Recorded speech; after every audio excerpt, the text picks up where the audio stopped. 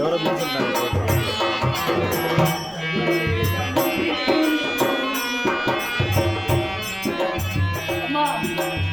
అయ్యా బాబు ఒక్క రూపాయి ధర్మం చేయండి అయ్యా, నీకు పుణ్యం ఉంటుంది.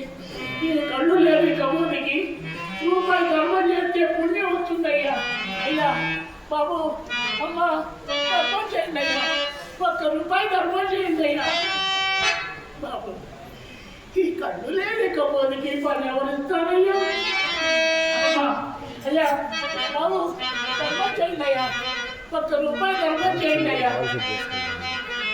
అమ్మా ఆకలేస్తుందమ్మా, తల ఒక్క రూపాయి ధర్మం చేయండి అమ్మా, అన్నం తింటానమ్మా. అమ్మా అమ్మా బాబు ఆకలేస్తుందయ్యా, ఒక్క రూపాయి ధర్మం చేయండి అయ్యా. అమ్మా నాకు పిల్లలు ఉన్నారమ్మా, అడుక్కొచ్చి వాళ్ళని పెంచి పోషించానమ్మా. వయసుడికి పోయిందని వాళ్ళకి నేను భారం అయ్యానని ఓ రోజు నా కొడుకు బజారు తీసుకెళ్ళి, అయినా నువ్వు ఇక్కడే కూర్చో, నీకు తినడానికి పళ్ళు కాయలు తీసుకొస్తానని చెప్పి వెళ్ళాడమ్మా. వెళ్ళిన వాడు ఇంతమందికి తిరిగి రాలా, ఎక్కడ ఉన్నాడో ఏం చేస్తున్నాడో, ఎవరికొంత పుస్తకాన్ని చెప్తున్నాడో లేదో ఎక్కడున్నాడో. మా బాల్యంలో ఉంటే నన్ను ఎత్తుకున్నాడు, ఇంటికి తీసుకెళ్ళిందమ్మా.